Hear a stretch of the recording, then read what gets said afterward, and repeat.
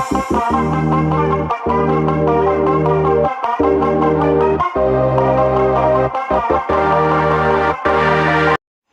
वालेकुम दोस्तों, नजीब्स official YouTube channel में खुशामदीद। दोस्तों, ये वीडियो पंजुम जमात यानी 5वीं क्लास की रियाजी मजमून की वीडियो है, जिसमें हम सबक नंबर 1 रोमन अददी अलामतें इसकी शुरुआत कर रहे हैं। इस वीडियो में हम रोमन अददी अलामतें क्या होती है इस बारे में गौर करेंगे, इस बारे में जानेंगे और फिर इसके बाद वाली वीडियो में हम इसकी मश्क सॉल्व करेंगे। आइए वीडियो की शुरुआत करते हैं। सफ़ा नंबर 1 से ही रोमन अददी अलामतें ये सबक स्टार्ट हो रहा है।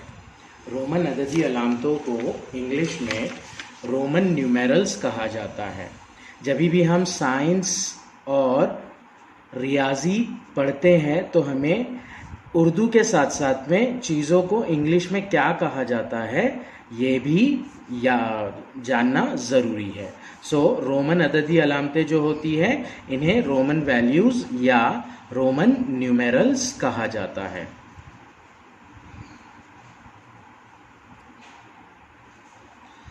सबक की शुरुआत में ही रोमन अददी अलामतों का कंसेप्ट समझाया गया है। इसे एक कन्वर्सेशन यानी कि मुकालमे के ज़रिए समझाया गया है, जो कि हिना और उस्ताद के बीच में हो रहा है।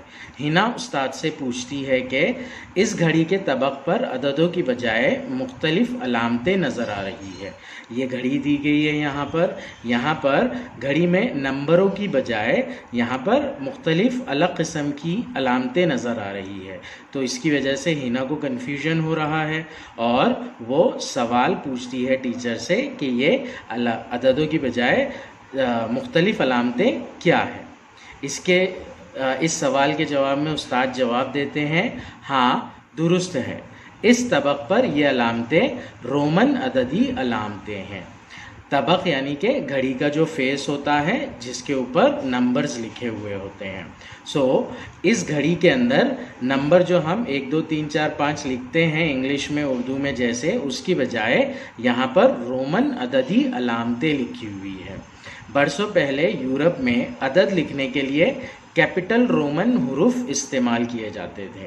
यूरोप में एकदम शुरुआती दौर में जब गिनती होती थी तो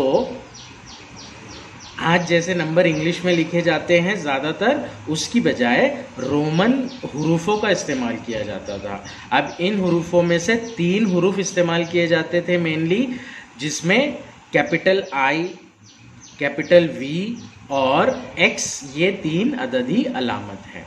कौन कौन से अलामत हैं? पहले तो है कैपिटल I,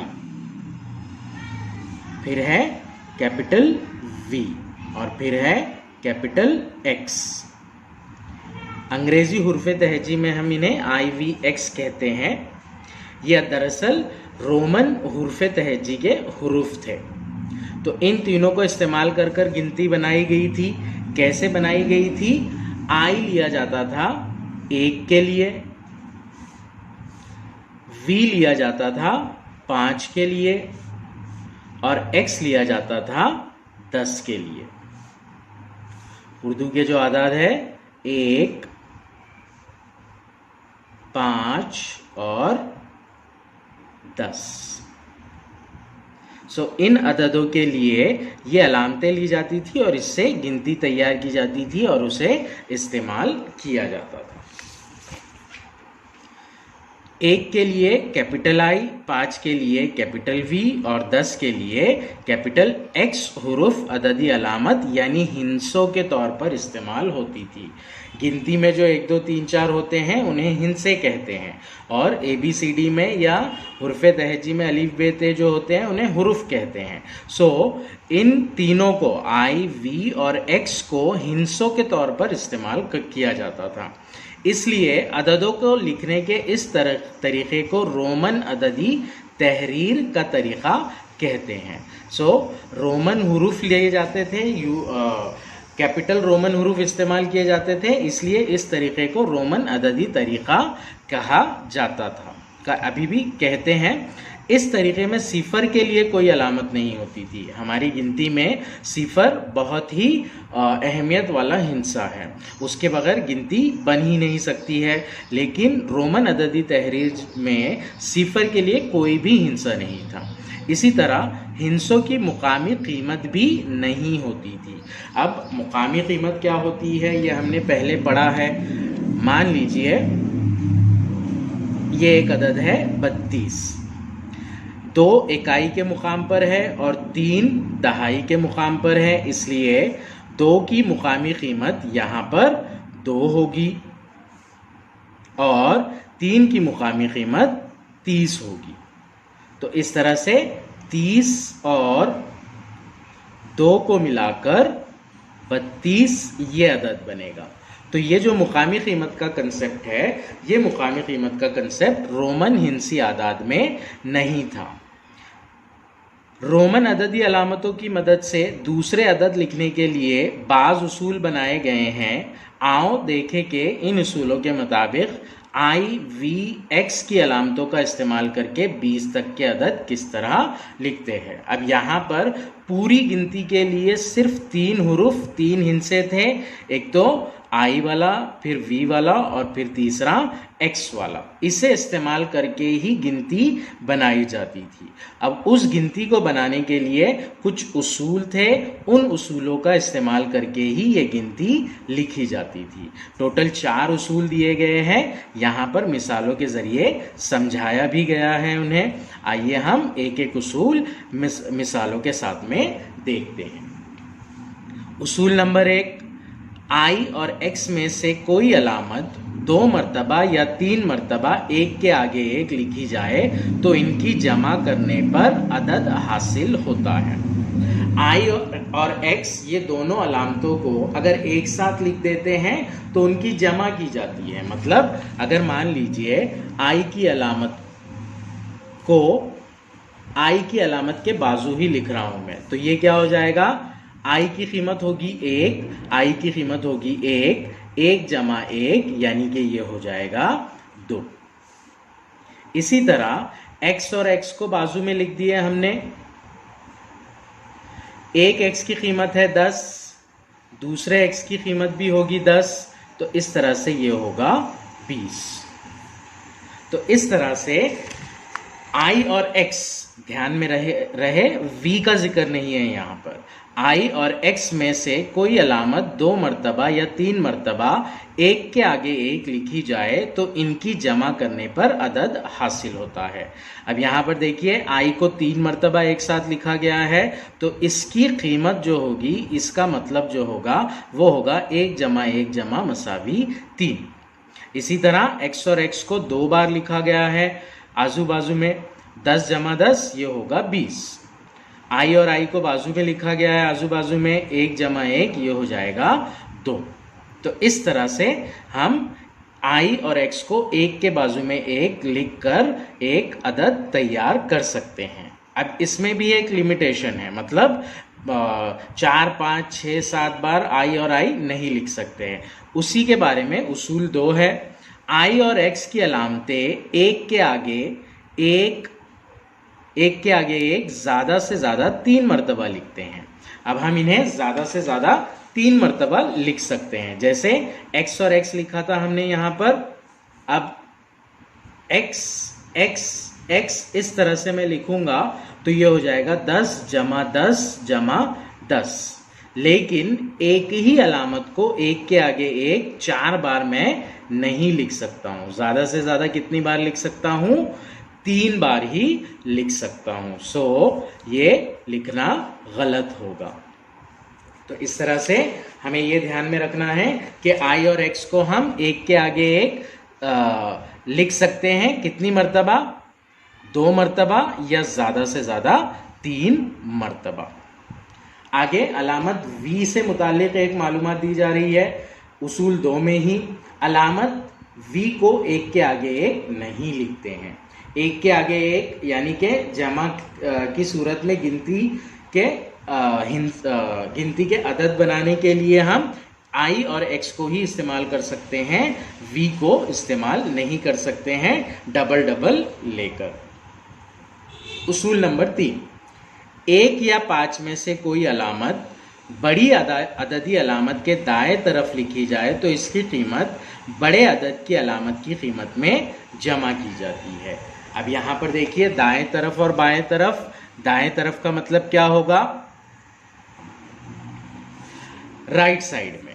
अब राइट साइड यानी सपोज मान लीजिए ये एक लकीर है, लकीर के दाएं तरफ यानी कि इस तरफ और लकीर के बाएं तरफ यानी कि इस तरफ। दाएं यानी राइट साइड, बाएं यानी कि लेफ्ट साइड। सो 1 या 5 में से कोई अलामत बड़ी अददी अलामत के दाएं तरफ लिखी जाए तो इसकी कीमत बड़े अदद की अलामत की कीमत में जमा की जाती है।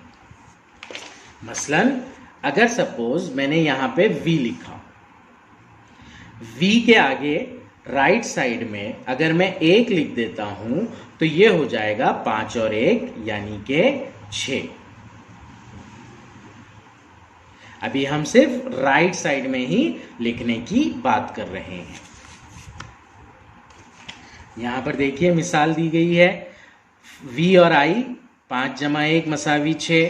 v के राइट साइड में दाएं तरफ 2 अलामतें हैं 1 की, तो 5 जमा 2 हो जाएगा ये, जो कि 7 होता है, तो इसे 7 कहेंगे।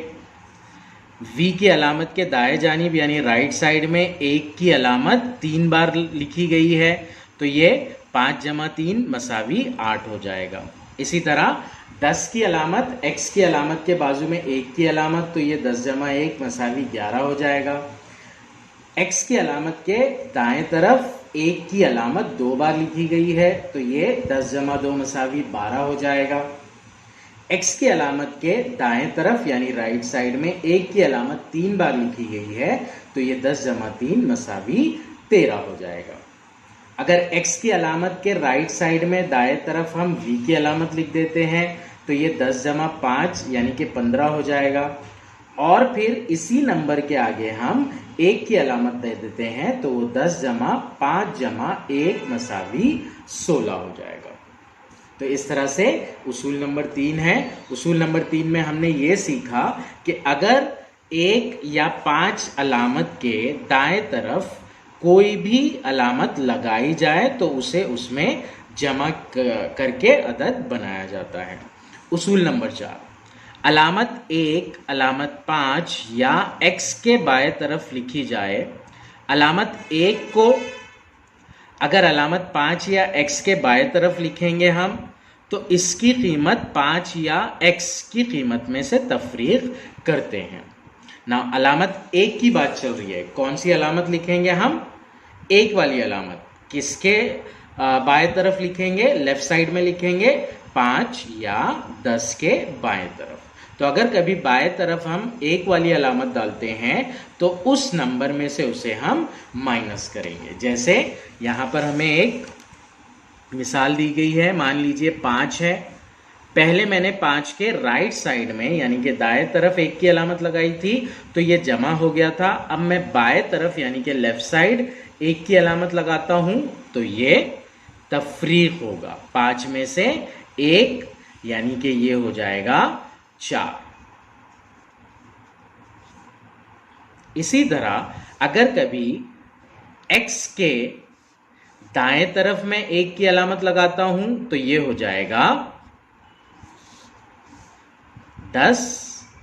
दाएं तरफ की 1 की अलामत है यानी कि -1 यानी 9। तो इस तरह से अगर हम v या x की अलामत के बाएं तरफ लेफ्ट साइड में 1 की अलामत लगाएंगे तो वो क्या होगा, उसमें से तफरीक हो जाएगा। अलामत 1 अलामत 5 या x के बाएं तरफ लिखी जाए तो इसकी कीमत 5 या x की कीमत में से तफरीक करते हैं। अलबत्ता 1 अलामत 5 या x के बाएं तरफ 1 से ज़ायद मर्तबा नहीं लिखते हैं। अब यहाँ पर मिसाल भी दी गई है, मतलब एक और बात कही गई है कि हम 5 -1 तो लिख सकते हैं लेकिन 5 -1 -1 नहीं लिख सकते। इस तरह नहीं लिखा जाता। तो इस एक वाली अलामत को v या x के बाएं तरफ सिर्फ एक ही बार लिखा जा सकता है। ये बात हमें ध्यान में रखना है। तो इस तरह से चौथा उसूल होगा। अब हम 2 मर्तबा नहीं लिख सकते हैं, इसलिए यहां पर बोल रहा है हमें अदद 8 को 11x नहीं लिखा जा सकता। 14 और 19 के अदद किसी कदर मुख्तलिफ तरीके से लिखे जाते हैं। 14 जो होगा वो 10 जमा 1 जमा 1 जमा 1 होगा। अब एक वाली 10 की अलामत के लिए हम क्या लेंगे, x लेंगे। 1 जमा 1 जमा 1 यानी कि ये 1 जमा 1 जमा 1 जमा 1 यानी कि 4 बार 1 आ रहा है। 1 की अलामत हम 3 से ज़ायद मरतबा इस्तेमाल नहीं कर सकते हैं, तो हम क्या करेंगे, 4 को इस तरह से 10 के बाजू में लिख देंगे। तो इस तरह से ये 14 हो जाएगा। इसी तरह 19 को हम 10 जमा 9 के तौर पर x1x इस तरह से लिखेंगे। 20 तक अदद लिखने के लिए पहले इस अदद को 10, 5 और 1 के ग्रोहों में तकसीम करते हैं और फिर ऊपर के उसूलों के मुताबिक रोमन अददी अलामतें इस्तेमाल करते हैं। मसलन पहले अगर 12 लिखना है हमें तो इसे ग्रुप में तकसीम करेंगे, 10 के ग्रुप में, 1 के ग्रुप में, 1 के ग्रुप में। 5 का सवाल यहाँ पर पैदा नहीं होगा। सबसे पहले 10 का लेंगे हम, फिर 5 का लेंगे और 5 अगर नहीं बैठ रहा है वहाँ पर तो 1 का लेंगे। तो इस तरह से 12 को लिखेंगे हम 10 के लिए x और इन 2 के लिए 1 1। 7 लिखना है हमें तो 7 के लिए तो 10 नहीं आएगा, 5 जमा 1 होगा, 5 1 1। 18 लिखना है हमें, 18 यानी 10 जमा 5 जमा 3। 10 के लिए x, 5 के लिए v और 3 के लिए 1 की 3 अलामतें। इस तरह से हम 20 तक गिनती लिखते हैं, रोमन अददी अलामतें। इसके बाद जो है वो डायरेक्ट मश्क है, मश्क 1। इसे हम इंशाल्लाह अगली वीडियो में सॉल्व करेंगे। अभी हम देख लेते हैं कि 1 से 20 तक किस तरह से रोमन अददी अलामतें लिखी जाती है।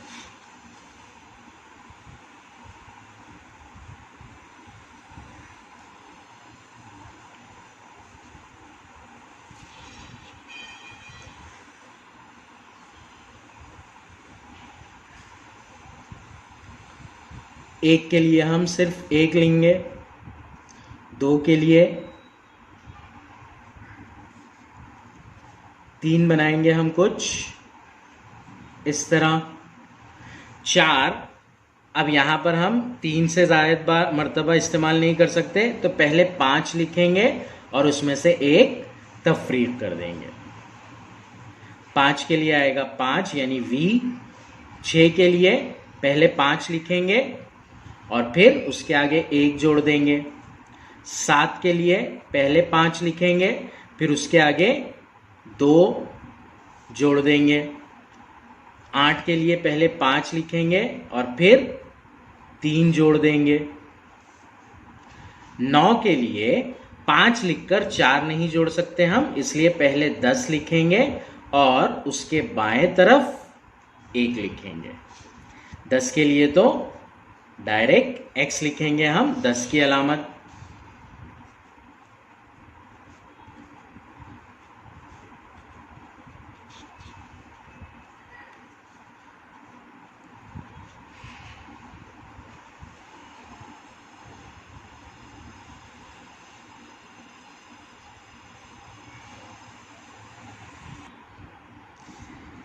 ग्यारह यानी कि 10 और 1 की ग्रुपिंग होगी, इसलिए पहले 10 और फिर 1। 12 यानी कि 10 जमा 1 जमा 1 इस तरह से लिखेंगे 12 हम। 10 जमा 1 जमा 1